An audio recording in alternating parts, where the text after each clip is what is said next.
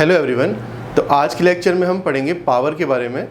तो अगर हम बात करें एसी सर्किट की, तो एसी सर्किट में जो है एक्टिव पावर है या रियल पावर है, इसके अलावा रिएक्टिव पावर है, इसके अलावा एपरेंट पावर है। तो इन तीनों पावर्स की पहले हम डेफिनेशन समझ लेंगे और उसके बाद ग्राफिकल फॉर्म में भी एनालाइज करेंगे और करेंगे कुछ क्वेश्चंस जो प्रीवियस एग्जाम में आए हुए हैं। तो स्टार्ट करते हैं। तो अगर हम बात करें तो डेफिनेशन कुछ लिख दिए मैंने।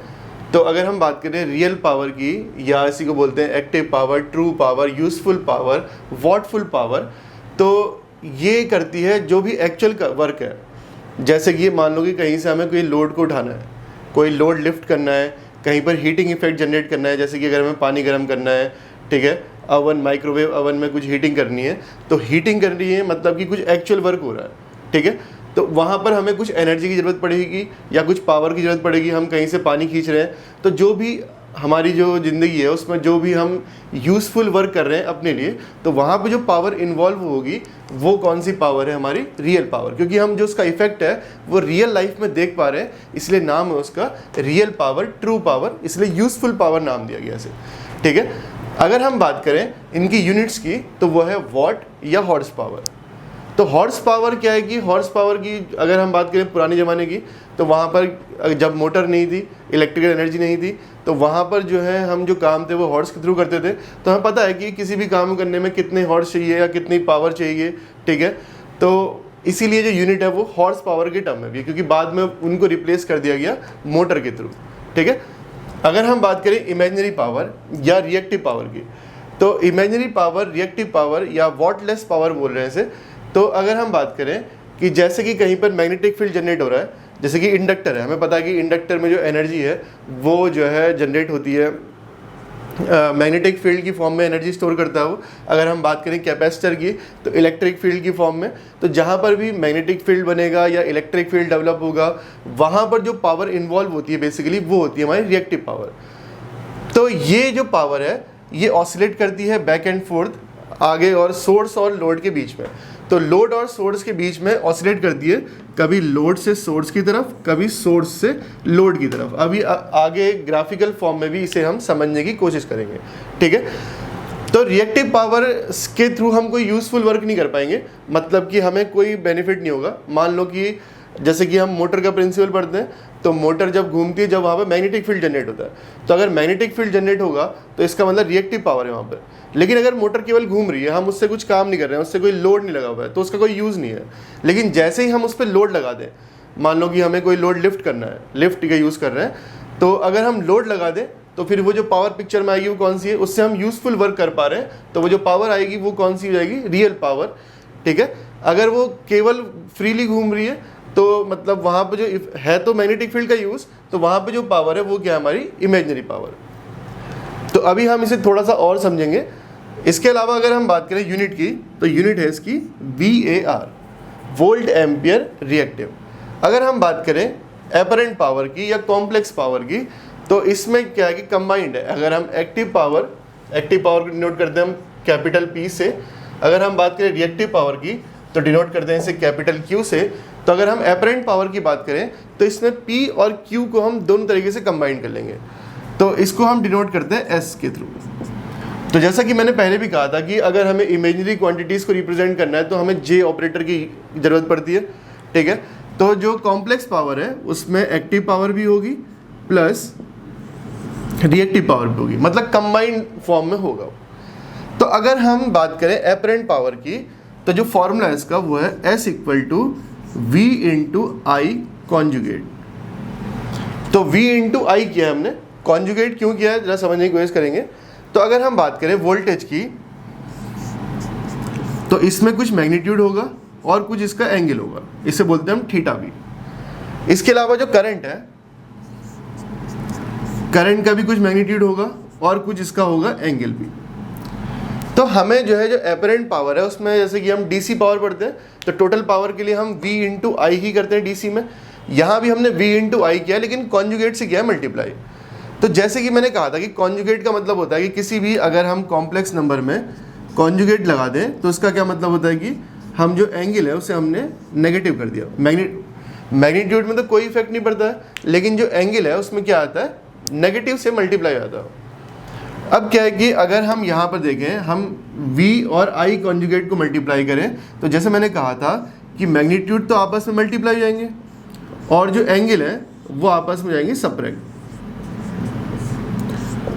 तो कॉन्जुगेट करने से केवल और केवल मैग्नीट्यूड में तो कोई डिफरेंस नहीं आया। अगर हम V इंटू आई भी लिखते तब भी V इंटू आई आता है। यहाँ पर डिफरेंस कहाँ पर आया? यहाँ पे। अगर हम कंजुगेट नहीं लगाते तो ये ऐड हो जाते। लेकिन हमें जो एंगल चाहिए, सपोज अगर हम बात करें वोल्टेज के फेजर की, तो ये कह रहा है कि जो वोल्टेज है वो है V एंगल थीटा V, तो ये आ गया इसका फेजर। इसके अलावा अगर हम करंट की बात करें तो करंट है I और जो एंगल है वो क्या है? Theta I। तो हमें ये एंगल चाहिए, ये एंगल क्या होगा? Theta V minus theta I। तो वोल्टेज और करंट के बीच का जो एंगल होगा वो क्या होगा? Theta V minus theta I। तो कंजुगेट करने की ज़रूरत हमें इसलिए पड़ी क्योंकि हमें यहाँ पर एंगल चाहिए वोल्टेज और करंट के बीच में, और वो हमें तभी मिल पाएगा जब हम कंजुगेट यहाँ पर लगाए। ठीक है, तो मैग्नीट्यूड में कोई डिफरेंस नहीं आया इसकी वजह से, केवल एंगल हमें मिल गया कि difference between voltage and current. तो अगर हम बात करें तो जो कॉम्प्लेक्स पावर है, अगर हमें इसका केवल मैग्नीट्यूड चाहिए तो वो तो V इंटू आई होगा। हाँ, अगर हमें एंगल भी चाहिए तो हम निकालेंगे थीटा V माइनस थीटा आई से। तो ये जो थीटा V माइनस थीटा आई मतलब कि angle between voltage and current है, इसको हम फाई से नोट करते हैं, angle between V and I। तो हम लिख देंगे जो S होगा वो हो जाएगा V इंटू आई एंगल फाई। तो इसी फाई को हम बोल देते हैं power factor angle, power factor angle. तो ये जो एंगल है ये होता है वोल्टेज और करंट के बीच का एंगल। तो अगर हम S की बात करें तो V इंटू आई एंगल फाई। तो अगर हमें केवल मैग्नीट्यूड निकालना है तो हम V इंटू आई कर देंगे बस। ठीक है, अगर हमें एंगल भी चाहिए तो हमें दोनों एंगल भी कर देंगे, सब्ट्रैक्ट कर देंगे। आगे कुछ क्वेश्चन करेंगे तो वहाँ पर थोड़ा सा और क्लियर हो जाएगी बात है। तो अगर हम ये जो कॉम्प्लेक्स पावर आई है, तो जैसा मैंने कहा था कि अगर हम ये जो फॉर्म है ये है पोलर फॉर्म, अगर हम इसे रेक्टेंगुलर फॉर्म में कन्वर्ट कर दें तो ये लिखा हुआ है S equal to mod V angle phi.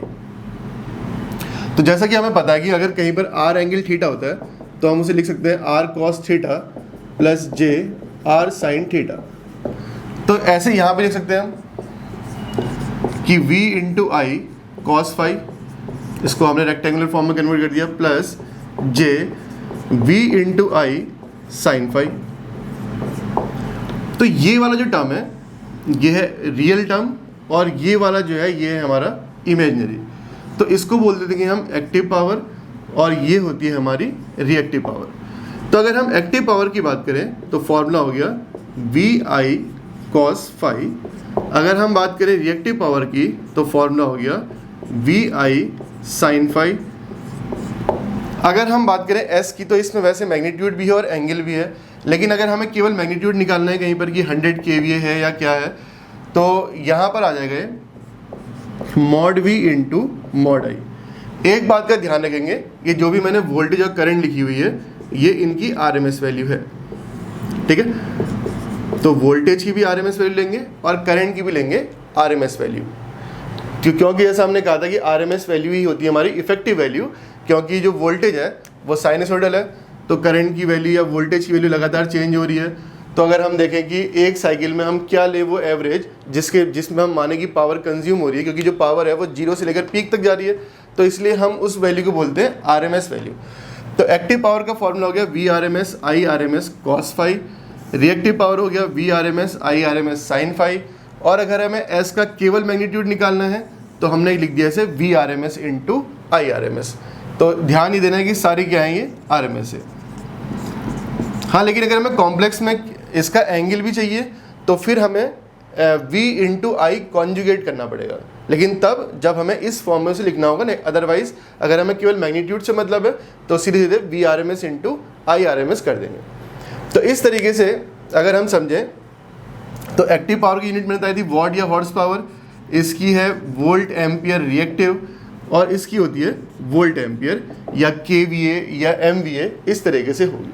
तो कॉम्प्लेक्स पावर के अंदर दोनों चीज़ें आ गई, एक्टिव पावर भी और रिएक्टिव पावर भी। तो अब चलते हैं कॉम्प्लेक्स प्लेन की तरफ और कॉम्प्लेक्स पावर को ड्रॉ करते हैं। तो जैसे कि मैंने कहा कि कॉम्प्लेक्स पावर है हमारी S equal to P plus J Q. तो कॉम्प्लेक्स प्लेन में दो एक्सिस होती है, एक होती है रियल एक्सिस, और रियल एक्सिस तो में क्या है हमारी पावर, एक्टिव पावर, और दूसरी है इमेजिनरी एक्सिस, इसमें क्या है हमारी Q। तो कोई भी पॉइंट इस कॉम्प्लेक्स प्लेन में x, y से नोट करते हैं, मतलब उसमें कुछ एक्टिव पावर भी होगी और कुछ रिएक्टिव पावर भी होगी। तो जो ओवरऑल मैग्नीट्यूड आएगा उसको बोलते हैं हम S, जिसमें इसका जो बेस है वो तो हो गया एक्टिव पावर के बराबर, और जो परपेंडिकुलर है वो हो गया हमारा किसके बराबर, रिएक्टिव पावर के इक्वल, और ये पावर हो गई यहाँ से यहाँ तक एक्टिव पावर। तो कभी भी अगर P प्लस जे क्यू की फॉर्म होगी या x प्लस जे वाई वाली फॉर्म होगा तो वहाँ से हम एक ट्रायंगल ड्रॉ कर पाएंगे हर बार, ठीक है। तो अगर हम बात करें इसमें, तो ये जो एंगल होता है इसे बोलते हैं हम फाई एंगल। तो जैसा कि मैंने कहा था कि पावर का जो फॉर्मूला है वो है V R M S I R M S cos phi, V R M S I R M S cos phi, और V R M S I R M S होती है हमारी एपरेंट पावर, तो power हो गई S cos phi, ठीक है। ये हो गया आर एम एस पावर मतलब कॉम्प्लेक्स पावर, तो कॉस फाई आ जाएगा यहाँ से P अपॉन S।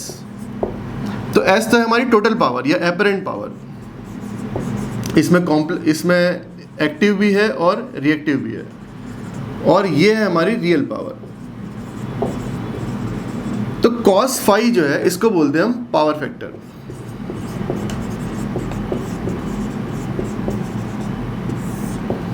तो कॉस फाई क्या बोलते हैं हम, पावर फैक्टर।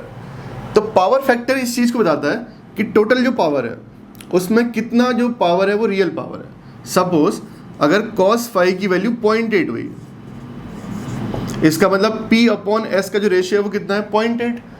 तो जो पावर फैक्टर है वो इस चीज़ को बता रहा है कि एपरेंट पावर में जो रियल पावर है वो 80% है, टोटल पावर में एपरेंट पावर में ये जो पावर है कितनी है, 0.8 है। तो फैक्टर बता रहा है कि कितना फैक्टर है, तो इस चीज़ को बोलते हैं हम पावर फैक्टर। या फिर ऐसे भी डिफाइन करते हैं जो फाई है वो है थीटा वी माइनस थीटा आई की angle between voltage and current. तो अगर हम कॉस ले लेंगे तो ऐसे ही बोल सकते हैं कि cosine of angle between voltage and current.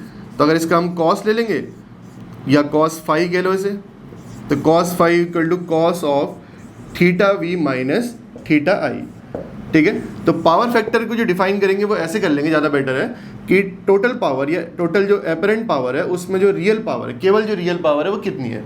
Suppose अगर पावर फैक्टर 1 हो गया, अगर कॉस फाई की वैल्यू 1 हो गई तो इसका मतलब होगा कि सारी की सारी मतलब P upon S equal to 1 आ जाएगा। अगर मान लो कि कॉस फाई की वैल्यू 1 है तो कब हो सकता है, जब P इक्वल टू क्या हो, S के इक्वल। इसका मतलब जो सारी की सारी पावर है वो कौन सी है, एक्टिव पावर, मतलब 100% जो पावर है वो एक्टिव है, इसका रिएक्टिव पावर 0 होगी। तो इस तरीके से हम पावर फैक्टर को डिफाइन करेंगे। फैक्टर है कि कितना फैक्टर एपरेंट पावर का रियल पावर में कन्वर्ट हुआ है, ठीक है। इसके अलावा ऐसे ही बोल सकते हैं कि cosine of angle between voltage and current. तो सेम चीज़ यहाँ से भी हम बोल सकते हैं पावर ट्रायंगल से। तो ये पावर ट्रायंगल है। अगर हम बात करें इसमें कि कॉस फाई, तो कॉस फाई इक्वल टू आएगा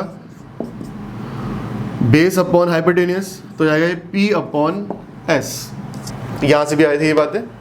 इस ट्रायंगल में 4 चीज़ें हैं, एक है एक्टिव पावर, एक है रिएक्टिव पावर, और एक है एपरेंट पावर, और एक है पावर फैक्टर एंगल। तो इन 4 में से कोई 2 चीज़ें एग्जाम में हमें दी होंगी तो हम बाकी की 2 चीज़ें निकाल सकते हैं। अगर हमें P और Q दिया होगा तो हम S निकाल लेंगे। S क्या होगा, under root of P square plus Q square, Pythagoras theorem. अगर हमें मान लो कि P और S पता है तो फाई निकाल लेंगे। तो कभी भी किसी भी क्वेश्चन में, किसी भी न्यूमेरिकल में अगर P, Q, S या फाई में से ये 4 हैं, इनमें से कोई भी 2 चीज़ें दी होंगी तो बाकी की 2 चीज़ें हम किससे निकाल सकते हैं, पावर ट्रायंगल से। तो दिमाग में आना चाहिए कि हम क्या ड्रॉ कर ले, एक पावर ट्रायंगल ड्रॉ कर ले, ठीक है। तो आगे बढ़ते हैं।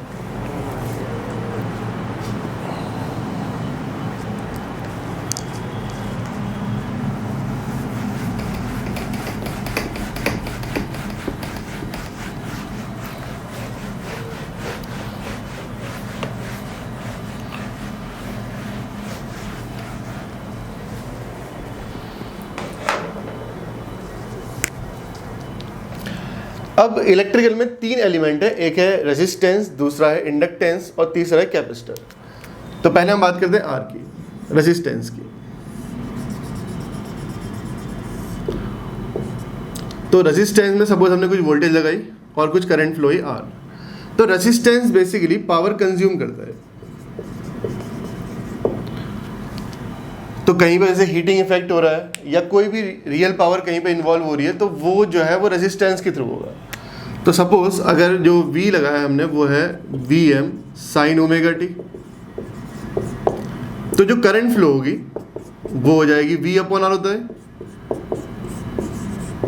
तो हो जाएगी Vm sine omega T upon R, तो या Im साइन ओमेगा टी हो गया। तो अगर हम बात करें वोल्टेज भी साइन ओमेगा एक्सिस पर है, मतलब कि साइन ओमेगा टी वाली एक्सिस पर है। अगर हम करंट की बात करें तो करंट भी किस एक्सिस पर है, साइन ओमेगा टी एक्सिस पर है। इसका मतलब जो वोल्टेज और करंट है वो किस में है, सेम फेज में।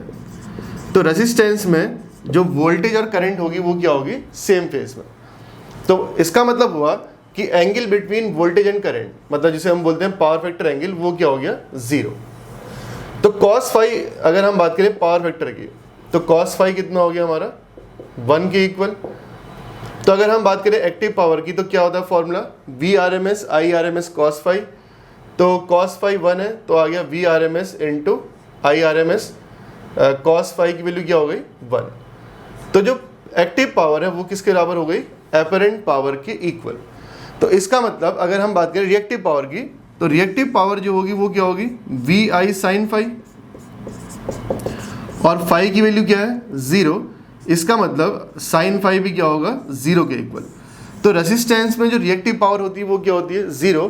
इसका मतलब जो टोटल जो एपरेंट पावर है उसमें सारी की सारी जो पावर है वो कौन सी होगी, एक्टिव पावर।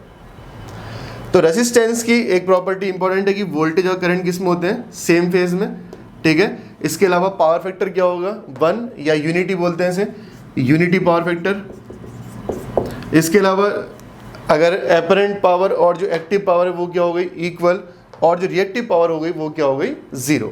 तो क्योंकि यहाँ पर ना मैग्नेटिक फील्ड बन रहा है कोई, ना इलेक्ट्रिक फील्ड बन रहा है, तो जहाँ पर भी मैग्नेटिक फील्ड और इलेक्ट्रिक फील्ड बनेंगे वहीं पर रियल पावर पिक्चर में आएगी।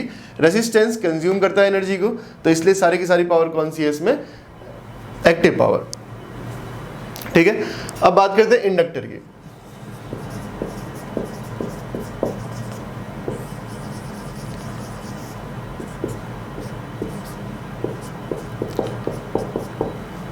तो इंडक्टर में सपोज अगर हमने कुछ वोल्टेज लगाई है Vt, ये है Vm साइन ओमेगा टी, और हमें देखना है कि करंट क्या होगी। तो वोल्टेज इक्वल टू होता है L D I by D T. तो यहां से आ जाएगा D I equal to 1 upon L V T D T, या फिर अगर हमें आई निकालना है तो हमें दोनों ओर क्या करना पड़ेगा, इसे इंटीग्रेट करना पड़ेगा। तो अगर हम यहाँ से देखें तो आई इक्वल टू आ जाएगा 1 अपॉन एल, और ये हो गया वी टी को लगेंगे V M sine omega T D T. तो अगर हम साइन ओमेगा टी को डिफ्रेंशिएट करेंगे तो आ जाएगा कॉस ओमेगा टी, तो ये आ गया वी एम अपॉन एल, और ये हो गया साइन को अगर हम इंटीग्रेट करेंगे तो आ जाएगा minus cos omega T upon omega. जैसे साइन 2t होता है कॉस 2t अपॉन 2, सिमिलर वैसा आ गया। तो यहाँ से अगर हम देखें जो आई आ गया वो आ गया I T equal to V M upon omega L minus लिखा देते हैं यहाँ पे कॉस ओमेगा टी। तो ये आ गया minus V M upon omega L cos omega T. अगर हम वोल्टेज और करंट के फेजर ड्रॉ करें तो वोल्टेज तो आ गई यहाँ पर साइन ओमेगा टी एक्सिस पर आ गई वोल्टेज, ये है वोल्टेज क्योंकि है क्या V M sine omega T. तो मैंने जैसे कि बताया था फेजर कैसे ड्रॉ करते हैं तो पिछले लेक्चर में, तो ये है हमारी साइन ओमेगा टी एक्सिस, जो यहाँ की तरफ आ गया। मैंने कहा था ये वाली एक्सिस होती है कॉस ओमेगा टी एक्सिस, और जो नीचे वाली एक्सिस होती है minus cos omega T axis. तो ये है कॉस ओमेगा टी एक्सिस और ये है माइनस कॉस ओमेगा टी। तो हमें करंट ड्रॉ करनी है कि करंट कहाँ की तरफ होगी, तो ये क्या है, minus V M upon omega L cos omega T. इसका मतलब हुआ कि माइनस हमें करंट ड्रॉ करना है, तो माइनस कॉस है तो कहाँ की तरफ आ गया, नीचे की तरफ, तो ये हो गई करंट कि minus V M upon omega L cos omega T. ठीक है, क्योंकि ये जो एक्सिस ये कौन सी है, माइनस कॉस ओमेगा टी। तो इन दोनों के बीच एंगल कितना हो गया, 90 डिग्री का। तो अगर हम बात करें करंट की, तो वोल्टेज यहाँ पर है, करंट यहाँ पर है, तो वोल्टेज से करंट के लिए जाने के लिए हमें कहाँ की तरफ जाना पड़ रहा है, क्लॉकवाइज।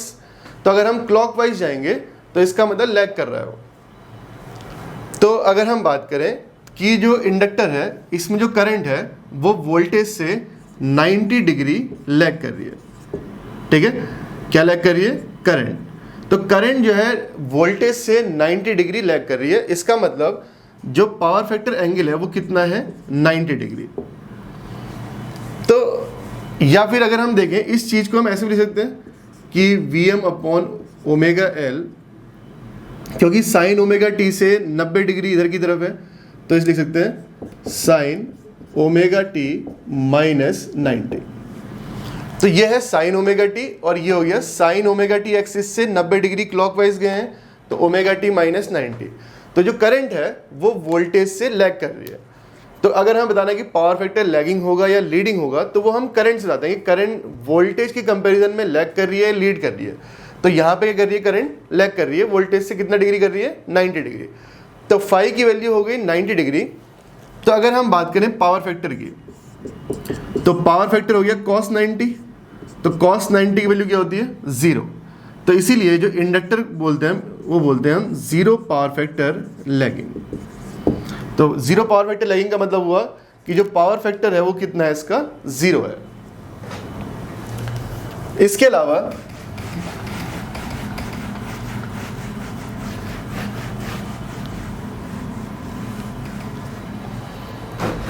अगर हम इसे थोड़ा सा और समझें, सपोज अगर हम वोल्टेज को पोलर फॉर्म में लिखें, तो मान लो ये हो गया मॉड वी एंगल 0, क्योंकि हमने रेफरेंस एक्सिस माना है, या साइन ओमेगा टी प्लस 0 हो गया है। ठीक है, ध्यान रखेंगे ये कौन सी वैल्यू होगी जब भी हम पोलर फॉर्म में लिखेंगे, RMS। तो वी RMS एंगल 0 हो गया है। अगर हम बात करें करंट की, तो जो करंट है वो 90 डिग्री लैग कर रही है साइन से। तो मैंने कहा था एक तो मैग्नीट्यूड से मतलब है हमें, और दूसरा एंगल से। तो हम लिख सकते हैं कि जो भी करंट का मैग्नीट्यूड होगा, वैसे पता है हमें V M upon omega L है, और उससे कितना डिग्री लैग कर रहा है, 90 डिग्री। तो हो गया माइनस का 90। तो अगर जैसे हम रेजिस्टेंस निकालते हैं तो होता है वी अपॉन आई। तो यहाँ पर अगर हम वी अपॉन आई करेंगे तो आएगा mod we angle 0 mod I angle minus 90। तो अगर हम इनकी वैल्यू रख दें तो ये हो गया वी एम बाई रूट 2 रखना है, चाहे रूट 2 रख लो, और ये हो गया क्योंकि हम RMS लिखते हैं इसलिए V M by root 2 omega L. ठीक है, क्योंकि साइन फंक्शन है तो मैक्सिमम अपॉन रूट 2 होता है, और ये माइनस 90 ऊपर चले जाएगा तो जाएगा ये प्लस 90। तो VM से VM कैंसिल, रूट 2 से रूट 2 कैंसिल, ओमेगा एल चले गया ऊपर, तो आ गया ओमेगा एल एंगल 90। तो वोल्टेज और जो करंट का रेशियो आया है वो क्या है, ओमेगा एल एंगल 90। इसी चीज को हम बोलते हैं रिएक्टेंस XL। तो क्या हो गए, ओमेगा एल एंगल 90। तो जैसा मैंने कहा था कि जो J होता है वो बेसिकली होता है 1 एंगल 90। J क्या होता है, 1 एंगल 90। तो J2 क्या होगा, 2 एंगल 90। J3 क्या होगा, 3 एंगल 90। यह है ओमेगा एल एंगल 90। तो XL आ गया J ओमेगा एल के इक्वल। तो अगर हमें केवल मैग्नीट्यूड देखना है, क्योंकि रियल पार्ट तो है नहीं इसमें, केवल इमेजिनरी है, तो मॉड XL आ जाएगा ओमेगा एल के इक्वल। तो यूनिट क्या होती है इसकी, वही V अपॉन आई करके निकाला है हमने, तो इसकी भी यूनिट होती है ओम, और इसको बोलते हैं हम इंडक्टिव रिएक्टेंस। तो हमने V अपॉन आई किया यहाँ पर, तो आ गया ओमेगा एल के इक्वल। तो प्लस J ओमेगा एल लिखा हमने, क्योंकि अगर हम देखें इसे लिख सकते हैं ओमेगा एल इंटू 1 एंगल 90, और 1 एंगल 90 क्या हो गया, J के इक्वल। तो XL जब भी होगा तो क्या होगा, प्लस का J। ठीक है, और अगर केवल मैग्नीट्यूड देखना है तो ओमेगा एल हो गया। तो ओमेगा को हम ये भी लिख सकते हैं 2 पाई एफ, तो आ गया 2 पाई एफ एल। अब बात करें थोड़ी पावर की, कि इसमें एक्टिव पावर क्या होगी या रिएक्टिव पावर क्या होगी।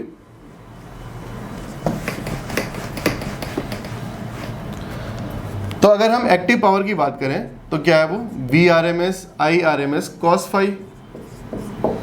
तो यहाँ पर जो फाई की वैल्यू आ चुकी है कितनी आ चुकी है 90 डिग्री।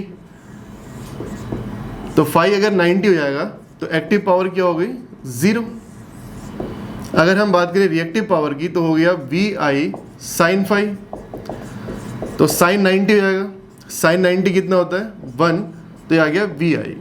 तो इसका मतलब V इंटू आई को बोलते हैं हम एपरेंट पावर। इसका मतलब अगर हम बात करें इंडक्टर की तो इसमें जितनी भी पावर होगी वो क्या होगी हमारी एपरेंट पावर के ही इक्वल होगी। तो इंडक्टर में जो एक्टिव पावर होती है वो क्या होती है 0, और सारी की सारी जो पावर होती है वो कौन सी होती है रिएक्टिव पावर। तो इस बात को हम थोड़ा सा और समझेंगे। और इसके अलावा अगर कहीं पे लिखा होगा 0 पावर फैक्टर लैगिंग तो हम समझ जाएंगे कि क्या है वो इंडक्टर है। इसके अलावा जो एक्सेल होता है वो प्लस जे ओमेगा होता है, ठीक है। अब बात करते हैं हम कैपेसिटर की।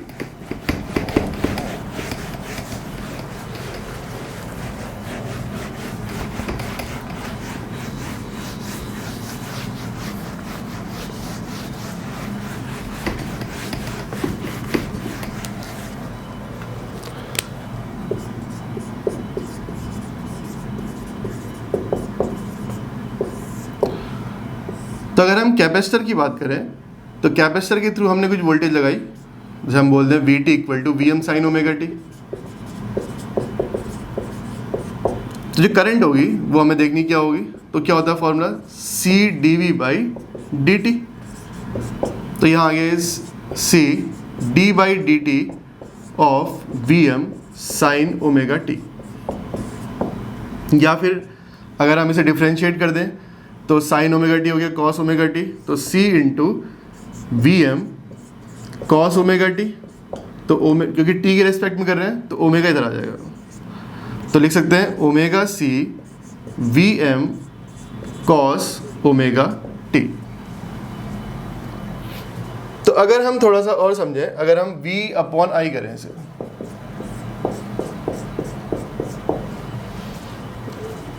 तो अगर हम V/I करेंगे तो यहां से आ जाएगा VM साइन ओमेगा टी। या हम केवल अगर मैग्नीट्यूड की बात कर लेते हैं केवल, तो जो मैक्सिमम वैल्यू है उसकी वो है VM, और जो करंट की मैक्सिमम वैल्यू है वो क्या है omega C VM, omega C VM। थोड़ा सा इसमें एंगल की फॉर्म में लिखते हैं क्योंकि वोल्टेज में मैग्नीट्यूड भी है और साथ साथ एंगल भी है। तो जैसे कि अगर हम फेजर ड्रॉ करें इनके, तो फेजर के थ्रू अगर हम देखें तो अगर वोल्टेज जो है साइन ओमेगा टी एक्सिस पर है तो करंट किस एक्सिस पर है कॉस ओमेगा टी एक्सिस पर। इसका मतलब अगर हम देखें तो वोल्टेज आ गई यहाँ की तरफ क्योंकि साइन ओमेगा टी एक्सिस पर है वो, तो करंट कहाँ की तरफ जा रही है कॉस ओमेगा टी एक्सिस, मतलब यहाँ की तरफ। या फिर अगर हम इसी चीज को लिखना चाहें तो ये भी लिख सकते हैं कि ओमेगा C VM, तो साइन के रेस्पेक्ट में लिखें अगर, तो ये साइन की एक्सिस होती है, उससे कितना डिग्री गए हैं हम 90 डिग्री, तो साइन ओमेगा टी प्लस 90। तो हम गए हैं एंटी क्लॉकवाइज डायरेक्शन में क्योंकि प्लस का 90 है, तो प्लस का 90 मतलब करंट लीड कर रही है, तो I leads V by 90 degree. तो कैपेसिटर में जो करंट है वो वोल्टेज से 90 डिग्री लीड करती है। इसका मतलब हुआ कि वोल्टेज और करंट के बीच का एंगल कितना है 90 डिग्री। अगर हम बात करें पावर फैक्टर की तो कितना हो गया cos 90, cos 90 कितना हो गया 0, और ये कैसा है लीडिंग, तो हो गया 0 पावर फैक्टर लीडिंग। तो कैपेसिटर का भी पावर फैक्टर 0 ही है, लेकिन ये कैसा है लीडिंग। तो लीडिंग और लैगिंग हमने कैसे बताया करंट के बेसिस पर कि करंट वोल्टेज की कंपैरिजन में लीड कर रही है या लैग कर रही है। तो यहाँ क्या कर रही है लीड कर रही है। थोड़ा सा यहाँ समझ लेते हैं इसे। अगर हम वोल्टेज को लिखें V एंगल 0, वैसे RMS होता है, मैंने मैक्सिमम लिख दिया क्योंकि अगर हम मैक्सिमम अपॉन मैक्सिमम करेंगे तो √2 से अगर हम RMS अपॉन RMS करें या मैक्सिमम अपॉन मैक्सिमम करें तो वो √2 वाली जो चीज़ें हैं वो कैंसिल आउट हो जाएंगी। स्टैंडर्ड फॉर्म में जरूर RMS ही होगा यहाँ पे, लेकिन लिख सकते हैं। तो हमें पता है ये भी मैक्सिमम है और ये भी मैक्सिमम है।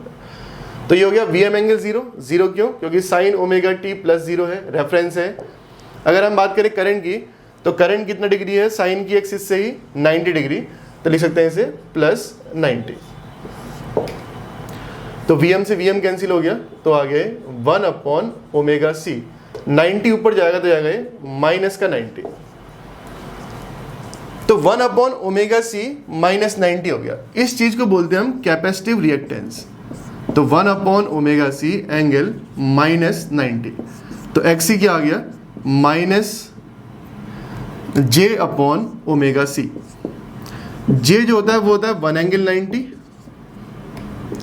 और जो माइनस J होता है वो होता है 1 एंगल माइनस 90, क्योंकि प्लस का J अगर ऊपर की तरफ होगा तो माइनस J कहाँ की तरफ होगा, नीचे की तरफ। ठीक है, तो एग्जाम में या तो पोलर फॉर्म में आ जाएगी। कैपेसिटिव रिएक्टेंस को कैसे लिखते हैं हम, यूनिट इसकी भी ओम ही होगी, क्योंकि V/I करके निकाला है हमने।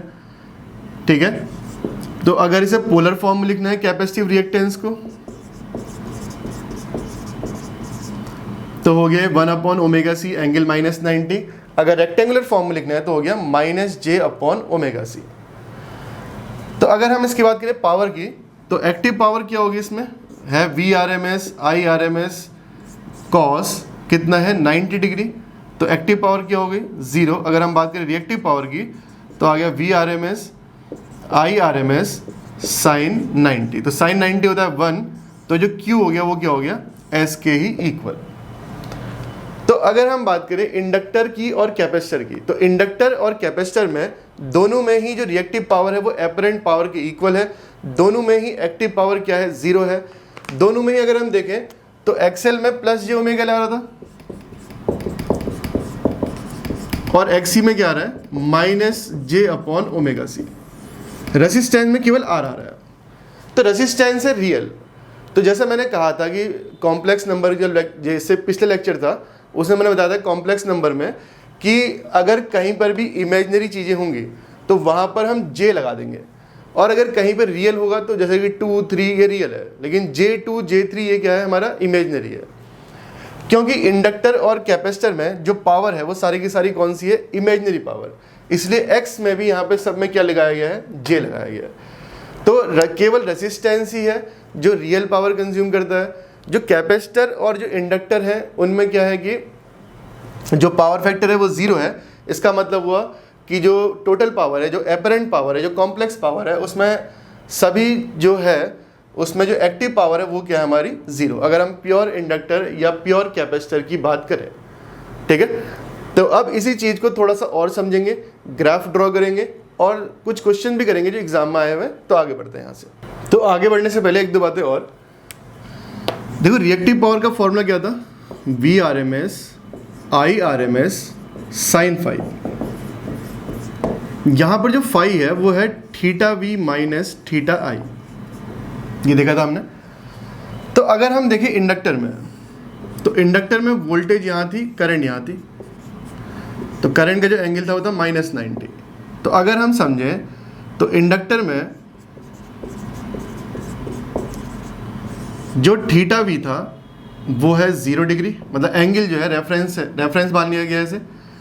तो जो अगर θV 0 है तो θI क्या हो गया माइनस का 90।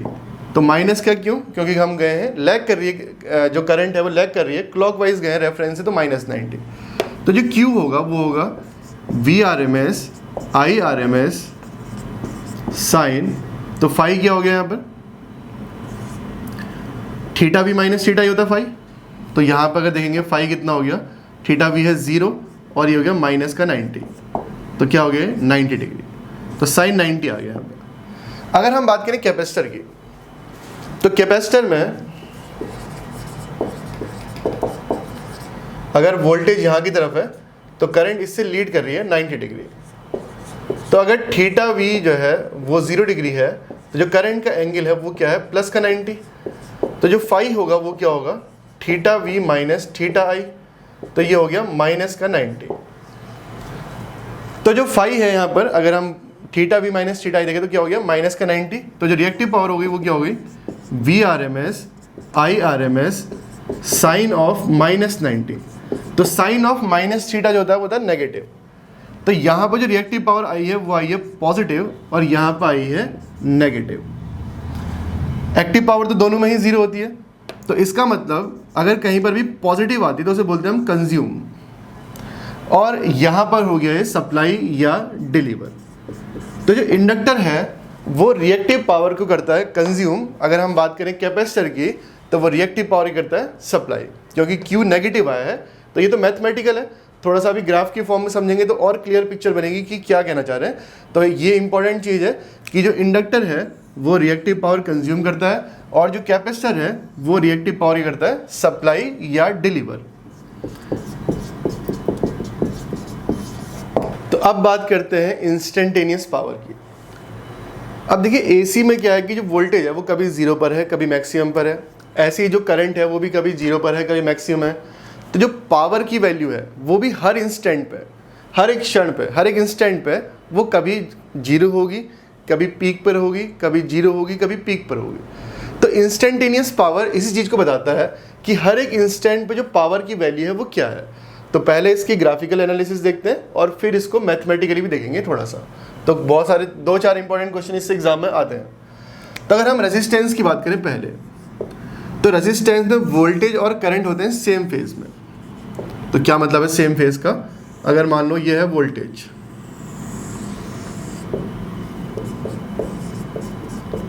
ये गया है मैक्सिमम तक, ये है नेगेटिव मैक्सिमम,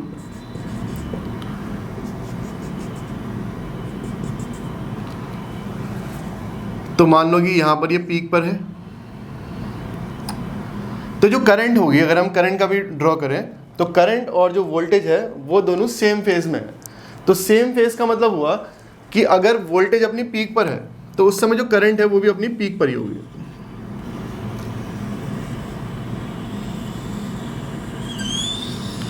यह है करंट का फेजर। तो यह है करंट और यह है वोल्टेज।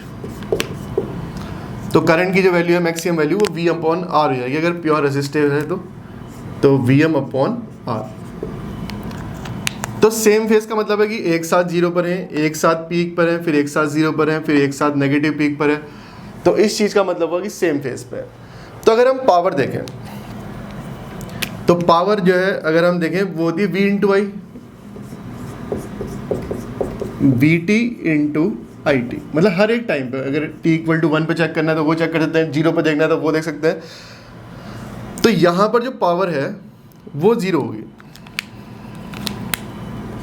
यहाँ पे पावर क्या होगी? जीरो। इस पॉइंट पे भी जो पावर होगी वो क्या होगी? जीरो, क्योंकि वोल्टेज भी जीरो है, करंट भी क्या है? जीरो। यहाँ पर दोनों अपने पीक पर हैं तो क्या हो गए? मैक्सिमम। और क्योंकि वोल्टेज भी पॉजिटिव है, करंट भी पॉजिटिव है, तो पॉजिटिव इंटू पॉजिटिव करेंगे तो क्या आएगा? ये पॉजिटिव आ जाएगा। तो यहाँ पे जो पावर है वो पॉजिटिव है फिलहाल। यहाँ देखते हैं एक बार, यहाँ पर भी जो पावर है वो ज़ीरो है। इसके अलावा यहाँ पर जो वोल्टेज है वो नेगेटिव है और जो करंट है वो भी क्या है? नेगेटिव। तो नेगेटिव इंटू नेगेटिव करेंगे, ये भी नेगेटिव, ये भी नेगेटिव, तो क्या आएगा? ये पॉजिटिव आ जाएगा। तो यहाँ पर भी जो पावर है वो कैसी है? पॉजिटिव। तो पावर या तो ज़ीरो है या पॉजिटिव है, यहाँ पर मैक्सिमम होगा, ऐसे यहाँ पर भी मैक्सिमम होगा क्योंकि नेगेटिव इंटू नेगेटिव पॉजिटिव हो जाना है वो। तो अगर हम देखें या तो पावर ज़ीरो है या पॉजिटिव है, ठीक है। तो पावर ज़ीरो है या क्या है? पॉजिटिव। एक बार जरा इंडक्टर भी देख लें।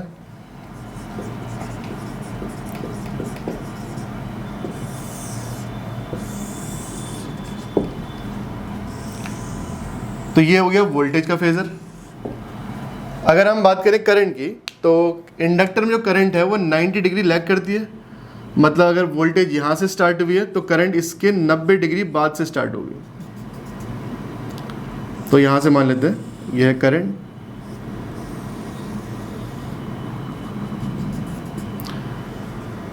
इसको थोड़ा सा और एक्सटेंड कर लेंगे ऐसे करके, तो यहाँ फिर से पीक पर आ जाएगा अपने, फिर ऐसे थोड़ा इसको यहाँ से एक्सटेंड कर लेते हैं ऐसे।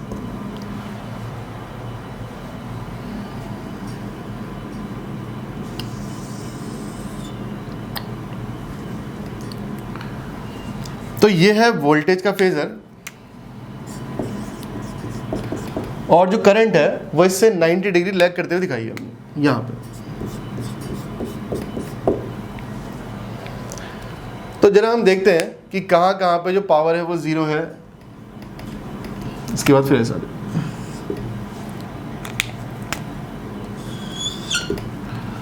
तो अगर हम देखें यहाँ पर वोल्टेज 0 है और जो करंट है वो अपनी नेगेटिव मैक्सिमम पर है, तो इसका मतलब कोई भी एक चीज़ 0 जाएगा, 0 इंटू समथिंग 0 जाएगा। तो एक तो यहाँ पर इस पॉइंट पे जो पावर होगी वो क्या होगी 0। तो यहाँ पर अगर हम देखें जो पावर होगी इस पॉइंट पे वो क्या होगी 0। अगर हम यहाँ पे देखें तो वोल्टेज तो पॉजिटिव है और करंट है negative. Voltage positive current negative का मतलब हुआ कि यहाँ पर जो पावर आएगी वो क्या आएगी नेगेटिव, क्योंकि पॉजिटिव इंटू नेगेटिव करेंगे तो क्या आ जाएगा नेगेटिव। फिर यहाँ पे चलते हैं,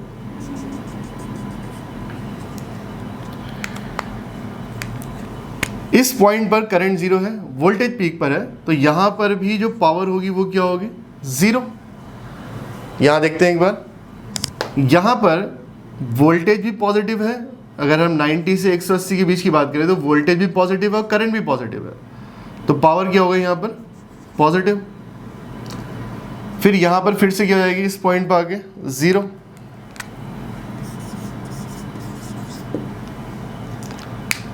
तो यहाँ पर 0, फिर नेगेटिव, फिर 0, फिर पॉजिटिव, फिर 0। फिर यहाँ देख लेते हैं, यहाँ पर ये पॉजिटिव और ये नेगेटिव, तो ओवरऑल पावर क्या आएगी नेगेटिव। फिर यहाँ पर ये 0 हो गई, करंट 0, तो एक भी चीज़ 0 तो 0। फिर यहाँ तक देखें तो ये भी नेगेटिव है, ये भी नेगेटिव है, तो पावर क्या आ गई पॉजिटिव।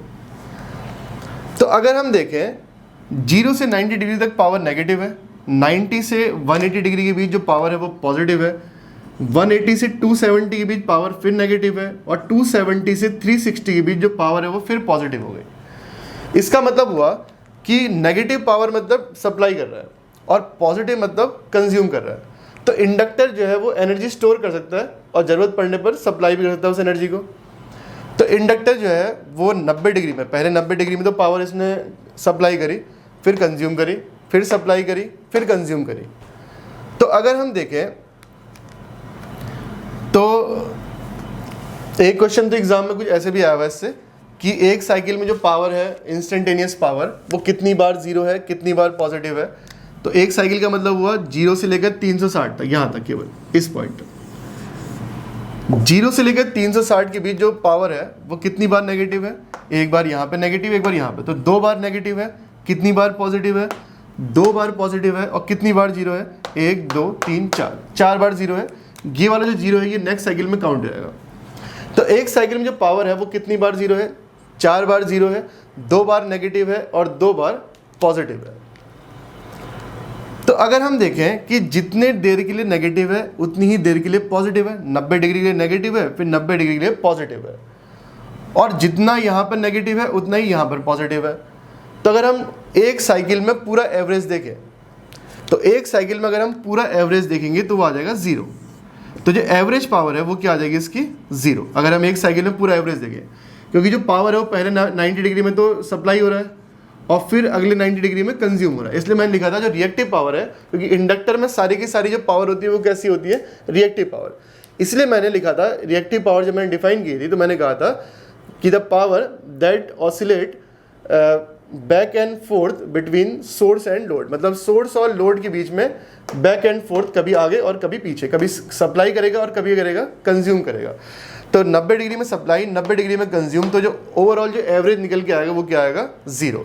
इसीलिए जो रिजल्टेंट आउटपुट है, क्योंकि एवरेज 0 है एक साइकिल में, इसलिए जो रिजल्टेंट आउटपुट है या जो यूजफुल वर्क है वो 0 होगा, क्योंकि आधे में सप्लाई कर दे रहा है, आधे में फिर कंज्यूम कर रहा है, कंज्यूम करके फिर सप्लाई कर दे रहा है। तो आउटपुट कुछ नहीं मिलेगा हमें, क्योंकि जितना इसने कंज्यूम किया पहले फिर उतना ही सप्लाई भी कर दिया।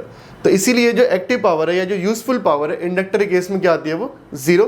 इसके अलावा जो इंपॉर्टेंट क्वेश्चन है वो ये भी है कि कितनी बार 0 है, 4 बार 0 है, 2 बार नेगेटिव है और 2 बार क्या है पॉजिटिव। तो अगर हम देखें वोल्टेज की एक साइकिल जब कंप्लीट हो रही है, पॉजिटिव नेगेटिव एक साइकिल कंप्लीट, तो पावर की कितनी साइकिल कंप्लीट हो रही है नेगेटिव पॉजिटिव एक साइकिल कंप्लीट, नेगेटिव पॉजिटिव एक साइकिल और कंप्लीट। तो जितनी देर में वोल्टेज की एक साइकिल कंप्लीट हो रही है पावर की 2 साइकिल कंप्लीट हो रही है। तो इसका मतलब अगर इसकी फ्रीक्वेंसी 50 हर्ट्ज है तो इसकी जो फ्रीक्वेंसी होगी वो डबल होगी, क्योंकि 2 साइकिल कंप्लीट हो रही है, तो इसका मतलब जो फ्रीक्वेंसी है वो क्या है डबल है। तो इंस्टेंटेनियस पावर की जो फ्रीक्वेंसी है वो लाइन फ्रीक्वेंसी या सप्लाई फ्रीक्वेंसी की डबल होती है। इंपॉर्टेंट क्वेश्चन है, अभी मैथमेटिकली भी देखेंगे इस चीज़ को, ठीक है। अगर हम रेसिस्टेंस की बात करें तो रेसिस्टेंस में हमेशा जो पावर है वो पॉजिटिव है या जीरो है, ठीक है। तो पॉजिटिव जीरो पॉजिटिव, तो इसका मतलब ऐसे जाएगी इसमें पॉजिटिव फिर पॉजिटिव। तो इसमें भी 2 ही साइकिल कंप्लीट हो रही पावर की, जितनी देर में वोल्टेज की 1 साइकिल है, तो ये रिपीटेशन देखेंगे, 1 साइकिल ये 1 साइकिल ये, तो पावर की कितनी साइकिल हो रही है, 2 साइकिल।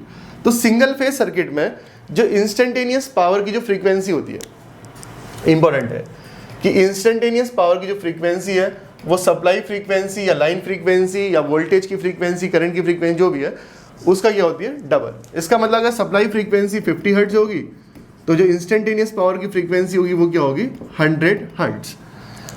तो जो एक्टिव पावर है, क्योंकि मैंने कहा था पहले भी रेजिस्टेंस में केवल कौन सी पावर होगी, एक्टिव पावर, तो एक्टिव पावर हमेशा पॉजिटिव है, या जो एवरेज पावर निकल के आएगी पॉजिटिव और पॉजिटिव ही हर बार, तो यहाँ पर एवरेज पावर कुछ निकल के आएगी, मतलब कुछ ना कुछ यूजफुल वर्क होगा। तो जो हमारी एक्टिव पावर है इसी को हम एक नाम और बोल देते हैं एवरेज पावर। जैसे एग्जाम में क्वेश्चन आता है कि वॉट मीटर क्या मेजर करता है, तो वॉट मीटर बेसिकली वॉट है वो एक्टिव पावर, या फिर पावर की कौन सी वैल्यू मेजर करता है, तो एवरेज वैल्यू, ठीक है। तो ओवरऑल एवरेज अगर हम देखेंगे कि कितना एवरेज निकल के आया है, क्योंकि पावर कभी जीरो है, कभी पीक पर है, कभी कुछ है, तो वो जो एवरेज निकल के आता है उसी को बोलते हैं हम एक्टिव पावर। तो एक्टिव पावर जो है वो यूनिडायरेक्शनल होगी, क्योंकि हमेशा पॉजिटिव है। यूनिडायरेक्शन का मतलब है कि हमेशा जो है वो सोर्स से लोड की तरफ होगी, यूनिडायरेक्शनल पावर है। जबकि अगर हम बात करें रिएक्टिव पावर की तो वो कभी लोड से सोर्स, कभी सोर्स से लोड की तरफ है, तो ये बाई डायरेक्शनल हो गई। तो इंडक्टर में इसलिए जो एवरेज है, क्योंकि इसलिए जो रिजल्टेंट आउटपुट है वो कुछ मिलेगा ही नहीं, जितना उसने सप्लाई किया उतना उसने वापस उसे सप्लाई कर दिया, तो इसीलिए हम बोलते हैं कि इंडक्टर में जो एवरेज आता है वो जीरो आता है। सेम चीज़ कैपेसिटर में भी होगी, तो कैपेसिटर का भी मैं ग्राफ बना देता हूँ। तो कैपेसिटर के केस में जो करंट है वो 90 डिग्री लीड करती है।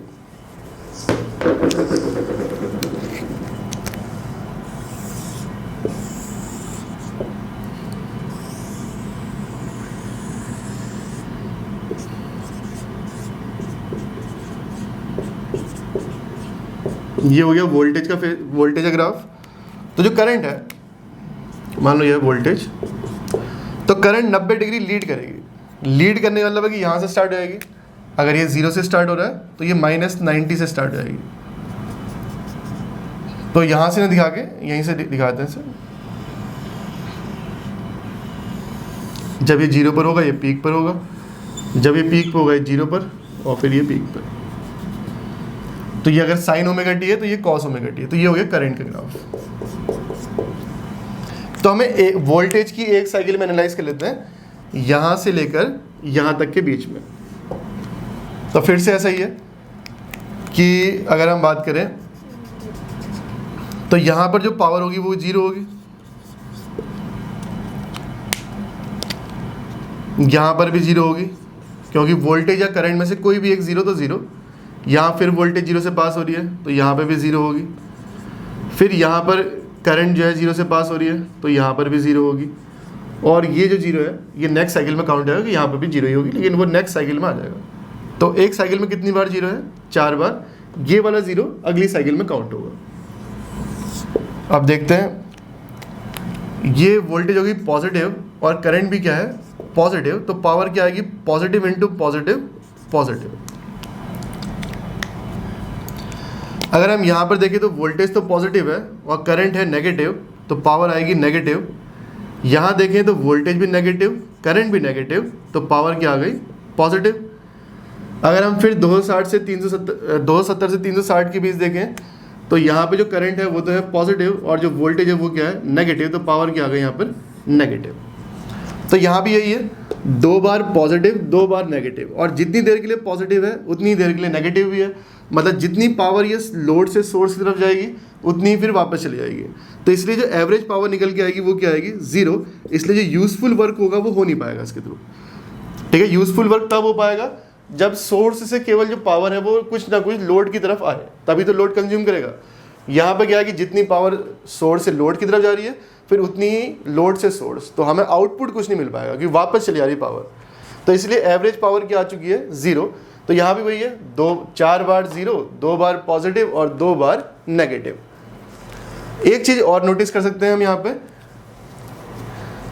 यहाँ पर अगर नेगेटिव है तो यहाँ पे क्या है पॉजिटिव, यहाँ अगर पॉजिटिव है तो यहाँ पे क्या है नेगेटिव। तो इसका मतलब जब इंडक्टर पावर सप्लाई कर रहा है तो कैपेसिटर कंज्यूम कर रहा है।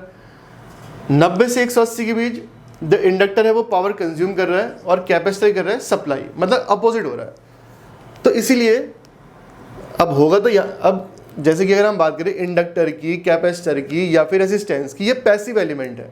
हम बोलते देते हैं कि कैपेसिटर जो है वो पावर सप्लाई कर रहा है, लेकिन एक्टिव नहीं है वो कैपेसिटर, ये पैसिव ही है। पैसिव मतलब पावर कंज्यूम ही कर रहे हैं, भले ही वो पावर रिएक्टिव हो या कैसी भी हो, लेकिन पावर कंज्यूम कर रहे हैं।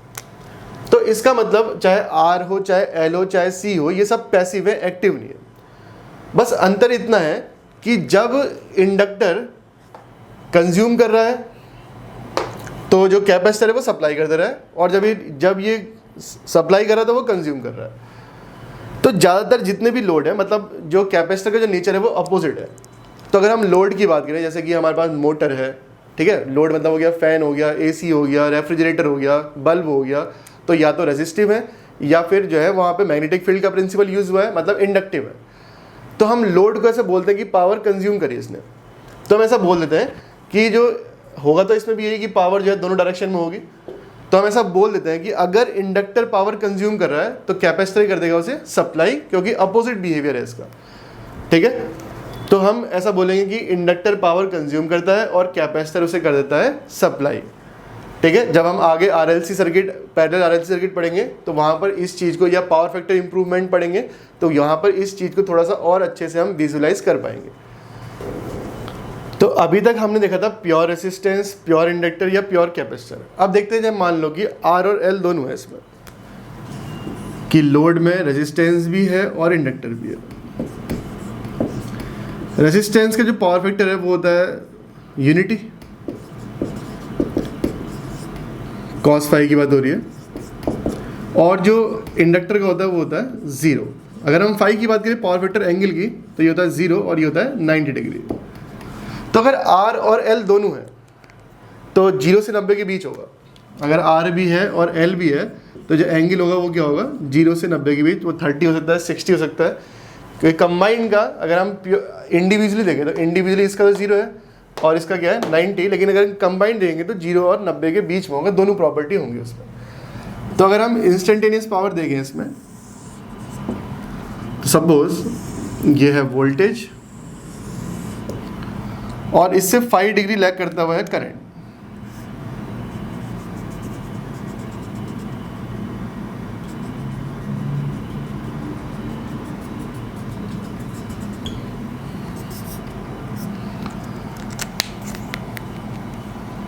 तो ये है वोल्टेज और ये हमने जो ग्राफ है ये है करंट का।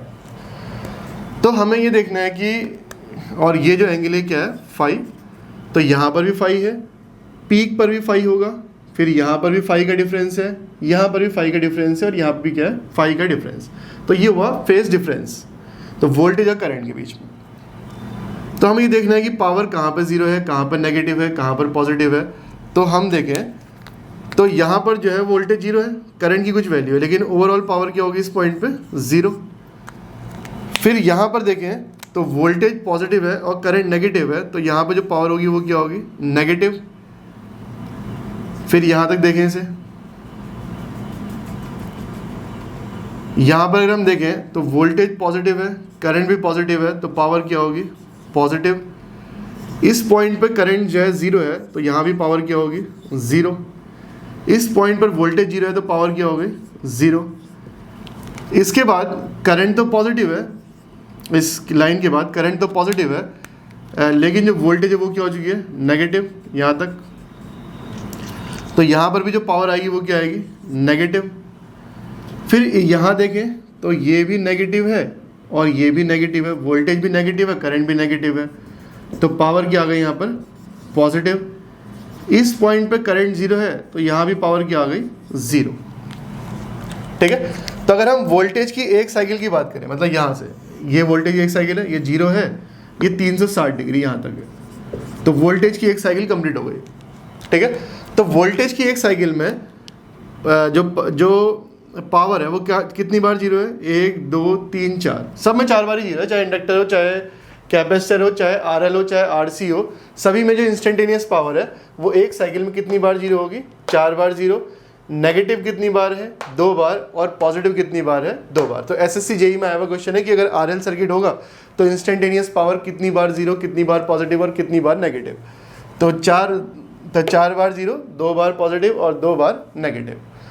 तो अगर हम देखें प्योर इंडक्टर और प्योर कैपेसिटर भी ऐसा ही था, बस अंतर इतना है कि वहाँ पर 90 डिग्री में पावर 90 डिग्री के लिए नेगेटिव थी और 90 डिग्री के लिए पॉजिटिव थी।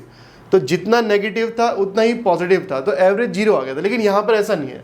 सपोज ये एंगल अगर 30 डिग्री होता तो 30 डिग्री के लिए तो पावर जो है वो नेगेटिव होती, लेकिन अगर हम देखें 180 -30 तो 150 डिग्री के लिए पावर फिर पॉजिटिव है। तो केवल कम डिग्री के लिए नेगेटिव है और ज़्यादा के लिए क्या है, पॉजिटिव। तो एवरेज जीरो नहीं आएगा। तो अगर हम बात करें एवरेज जीरो कब आता, जब बराबर पॉजिटिव और बराबर नेगेटिव होता, तो एवरेज यहाँ पर कुछ पॉजिटिव आ जाएगा। तो एवरेज क्या आएगा यहाँ पर, positive, not equal to zero होगा, क्योंकि जो कम देर के लिए नेगेटिव है और ज़्यादा देर के लिए पॉजिटिव है। तो इसका मतलब जो आरएल सर्किट है उसमें जो एवरेज पावर है वो जीरो नहीं होगी। तो जीरो क्यों नहीं हुई, क्योंकि रेजिस्टेंस पावर कंज्यूम करेगा, ठीक है। तो एवरेज पावर या जो रियल पावर है वो जीरो नहीं होगी। तो रियल पावर को ही हम बोलते हैं एवरेज पावर। तो यहाँ पर जो पावर है आरएल सर्किट में वो जीरो नहीं हुई। क्यों नहीं हुई, क्योंकि नेगेटिव पॉजिटिव तो है यहाँ पर। वो किस रीजन की वजह से है, इंडक्टर की वजह से, क्योंकि इंडक्टर तो अपना काम करेगा ही, वो पावर स्टोर भी करेगा, सप्लाई भी करेगा। लेकिन जो अगर हम देखें एवरेज, तो वो जीरो नहीं हुआ। क्यों नहीं हुआ जीरो, क्योंकि रेजिस्टेंस में कुछ ना कुछ एक्टिव पावर या रियल पावर कंज्यूम होगी, ठीक है। तो ये इंपॉर्टेंट बात थी, क्वेश्चन इससे एग्जाम में आया भी हुआ है, ठीक है। तो एक न्यूमेरिकल आया था इससे कि जैसे कि उसने कहा था कि पावर की एक साइकिल के लिए अगर हम बात करें, क्वेश्चन ऐसा था कुछ कि अगर हम बात करें कि जो पावर है वो 30 डिग्री के लिए जो है नेगेटिव है, ठीक है। तो 30 डिग्री के नेगेटिव है तो पावर फैक्टर कितना होगा, तो इसका मतलब फाई की वैल्यू दे दी उसने हमें कि फाई की वैल्यू क्या है, 30 डिग्री है। तो पावर फैक्टर क्या हो गया, cos 30। तो cos 30 कितना हो गया, √3/2 0.866। तो इस फॉर्म में क्वेश्चन दिया होगा कि अगर हमें ग्राफ नहीं पता होगा तो हम फिर एनालाइज नहीं कर पाएंगे। तो एसएससी जेईई में क्वेश्चन आया था कि अगर पावर जो है 30 डिग्री के लिए नेगेटिव है तो इसका मतलब जो पावर फैक्टर है वो क्या होगा। तो 30 डिग्री के नेगेटिव है तो cos 30 कितना हो गया, √3/2 0.866, ठीक है। तो अब बात करते हैं इंस्टेंटेनियस पावर के मैथमेटिकल एक्सप्रेशन की तरफ चलते हैं। तो इंस्टेंटेनियस पावर, जैसे कि मैंने पहले भी कहा था कि वोल्टेज और करंट की वैल्यू कंटिन्यूसली चेंज होगी, तो जो पावर है उसकी वैल्यू भी कंटिन्यूसली चेंज होगी। तो किस इंस्टेंट पे पावर कितनी है अगर हमें देखना है, तो यहाँ पे जो टर्म यूज़ होता है वो होता है इंस्टेंटेनियस पावर। तो जैसा कि मैंने कहा था कि अगर हमें निकालना है कि पावर क्या होगी, तो हम क्या करना है, सीधे सीधे V × I। तो सपोज जो वोल्टेज है वो है Vm sin ωt और जो करंट है वो है Im sin ωt -ϕ। तो RL सर्किट मान लेते हैं, कोई भी सर्किट है जिसमें जो करंट है वो 5 डिग्री लैग कर रही है। तो अगर हमें पावर देखने की सिंगल फेज सर्किट में जो इंस्टेंटेनियस पावर होगी वो क्या होगी, तो दोनों कर देंगे मल्टीप्लाई। तो यहाँ आ जाएगा Vm sin ωt × Im sin ωt -ϕ। तो इसको ऐसे लिख लेंगे, Vm Im ये हो गया sin ωt और ये हो गया sin ωt -ϕ। तो 2 से डिवाइड कर देते हैं इसे और 2 से ही मल्टीप्लाई कर देते हैं इसे। तो 2 sin है, sin v का लगा देंगे फॉर्मूला, तो हो जाएगा Vm Im/2। 2 sin है, sin v होता है cos a - b, तो cos a - b करेंगे इसे माइनस cos a + b। तो इन दोनों को ऐड कर देंगे, तो यह है a और यह है b। तो यहाँ आ गया Vm Im/2, ये हो गया cos ϕ minus cos 2 omega T minus 5। तो इसे और सही फॉर्म में लिख लीजिए ना, तो यहाँ से आ जाएगा instantaneous power P T equal to, इसलिए सकते हैं हम V M by root two into I M by root two cos 5 minus V M by root two I M by root two cos 2 omega T minus 5। तो by 2 को हमने root 2 into root 2 लिख दिया। तो ये हो गया V R M S, ये हो गया आई आर एम एस, ये है कॉस 5 और ये है कॉस 2 ओमेगा टी माइनस 5। तो अगर एक बार लोड डिफाइन हो गया कि प्योरली इंडक्टिव है या प्योरली कैपेसिटिव है या आर एल है, तो वो जो फाई की वैल्यू से मानो फिक्स हो गई, 30 डिग्री 90 डिग्री या 0 डिग्री, मतलब फिक्स है। तो फाई कांस्टेंट है। तो ये वाला जो टर्म है, एक बार वोल्टेज डिसाइड हो गई तो ये वाला जो टर्म है ये कांस्टेंट आ जाएगा, और ये वाला जो टर्म है ये डिपेंड कर रहा है टाइम पे। तो ये वाला जो जैसे जैसे टाइम चेंज होगा तो ये वाला जो टर्म है ये चेंज होगा। तो अगर वोल्टेज की जो फ्रीक्वेंसी वो है ओमेगा, करंट की भी ओमेगा है, तो जो पावर की फ्रीक्वेंसी आई है वो आई है 2 ओमेगा। तो जैसा कि मैंने पहले भी कहा था कि इंस्टेंटेनियस पावर की जो फ्रीक्वेंसी होती है, सिंगल फेज सर्किट की बात हो रही है, तो जो फ्रीक्वेंसी होती है वो सप्लाई फ्रीक्वेंसी की होती है डबल, जो कि यहाँ से दिख रहा है हमें। ठीक है, अगर हम इस पावर की एवरेज वैल्यू निकालें कि एवरेज पावर क्या होगी,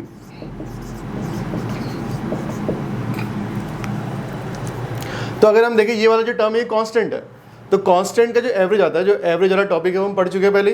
तो कांस्टेंट का जो एवरेज है वो तो कांस्टेंट आता है, जैसे अगर 2 होगा यहाँ पर 2 होगा तो 2 आ जाएगा। तो ये वाला टर्म तो कांस्टेंट है, ये टाइम पर डिपेंड नहीं कर रहा, जबकि ये है टाइम पर डिपेंड कर रहा है, कॉस है, और कॉस की जो एवरेज वैल्यू होती है वो क्या होती है 0। तो जो एवरेज पावर निकल के आ जाएगी वो आ जाएगी V M by root two I M by root two cos 5, या फिर V R M S I R M S cos 5। तो ये जो पावर है इसे बोलते हैं एवरेज पावर, या इसी को बोलते हैं हम रियल पावर। तो एक तो ये इंपॉर्टेंट है कि एवरेज पावर क्या होती है, तो एवरेज पावर ही होती है हमारी रियल पावर। और दूसरा ये चीज़ इंपॉर्टेंट है कि जो फ्रीक्वेंसी है वो क्या है, सप्लाई फ्रीक्वेंसी की डबल। ठीक है, इसके अलावा अगर हम इसी एक्सप्रेशन को थोड़ा सा और एक्सपेंड करें तो यहाँ पर आ जाएगा ये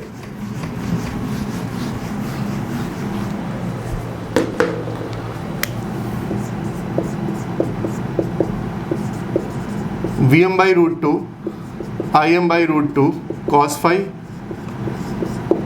इसमें लगा देंगे formula cos A minus B का, तो यहाँ आ जाएगा minus V M by root two I M by root two, तो हो गया कॉस ए कॉस बी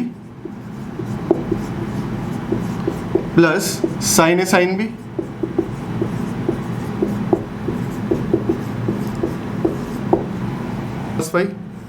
या V R M S I R M S लिख लेते हैं इसे, V R M S I R M S cos 5, इसमें से और इसमें से कॉमन आ गया तो ये 1 minus cos 2 omega T minus इसमें आ गया V R M S I R M S sine 5 sine 2 omega T.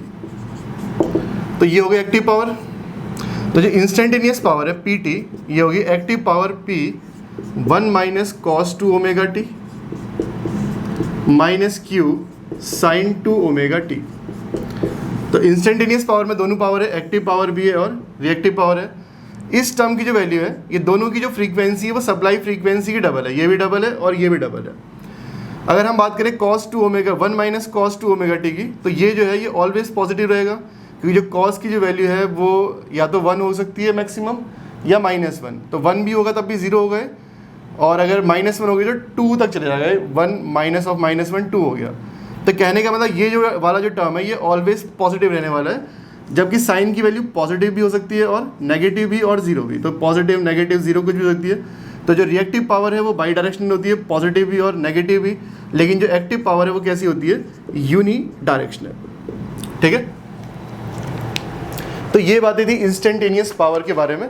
तो हमें ध्यान रखना है कि एक तो इंपॉर्टेंट क्वेश्चन यही है कि सप्लाई जो इंस्टेंटेनियस पावर की जो फ्रीक्वेंसी होती है वो सप्लाई फ्रीक्वेंसी की डबल होती है। ठीक है, एक बात ये ध्यान रखने की है। दूसरा, रिएक्टिव पावर को हमने डिफाइन किया था कि जो रिएक्टिव पावर है वो दोनों डायरेक्शन में फ्लो होती है, कभी सोर्स से लोड की तरफ आधे साइकिल में, पर आधे में लोड से सोर्स की तरफ। इसलिए जो एवरेज निकल के आता है उसका वो 0 निकल के आता है।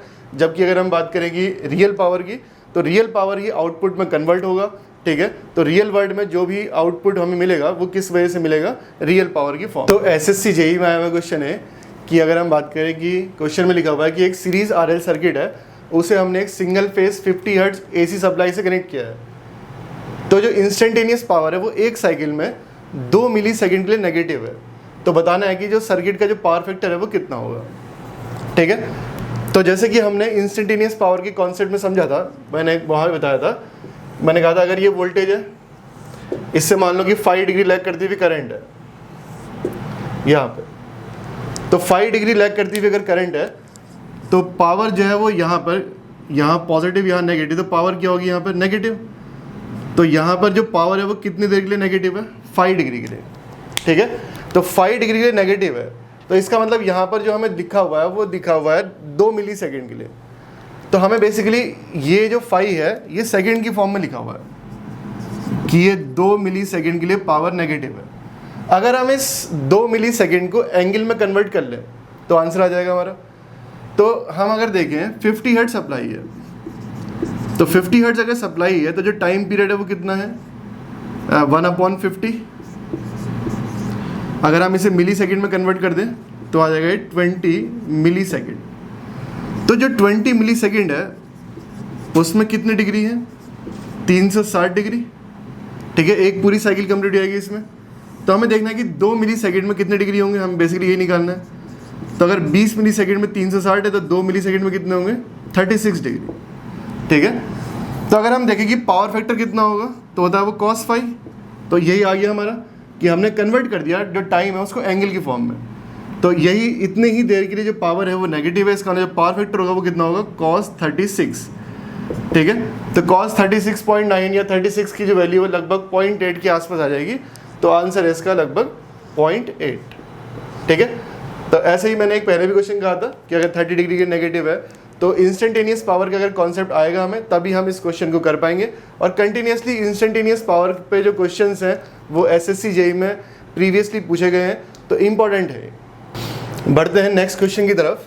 सपोज वोल्टेज दिया हमें A+JB और जो करंट है वो है C+JD। तो बताना कि इसमें एक्टिव पावर कितनी होगी, रिएक्टिव पावर का क्या होगा, ये देखना है हमें। तो जैसा कि हमें पता है कि जो S होता है वो होता है V/I कॉन्जुगेट, इस बात का ध्यान रखेंगे। तो V है A+JB और कंजुगेट से मल्टीप्लाई करेंगे तो जाएगा, ये प्लस है तो माइनस का हो जाएगा, कंजुगेट का मतलब मल्टीप्लाई कर देंगे इसे। तो A से करेंगे A/C minus J/AD plus JBC minus J²BD। तो J² की होती है माइनस की 1, तो जाएगा AC, ये आएगा प्लस का BD, इनमें से J कॉमन ले लेंगे तो जाएगा BC माइनस AD। तो जो रियल वाला जो टर्म है ये हो गई हमारी एक्टिव पावर और जो इमेजिनरी टर्म है ये हो गई हमारी रिएक्टिव पावर। तो एग्जाम में आया हुआ क्वेश्चन है और इम्पॉर्टेंट है। तो आज के लेक्चर में हमने पढ़ा कि क्या होती है एक्टिव पावर, क्या होती है रिएक्टिव पावर, इंस्टेंटेनियस पावर क्या है, क्या इनकी यूनिट है, इंस्टेंटेनियस पावर के कॉन्सेप्ट पे कुछ क्वेश्चन देखे, ठीक है। तो अगर आपको लेक्चर पसंद आया तो ज़रूर लाइक करें, शेयर करें और कमेंट्स की फॉर्म में भी ज़रूर बताएं, और कोई भी अगर डाउट है तो उसे भी ज़रूर मेंशन करें, ठीक है। Thank you.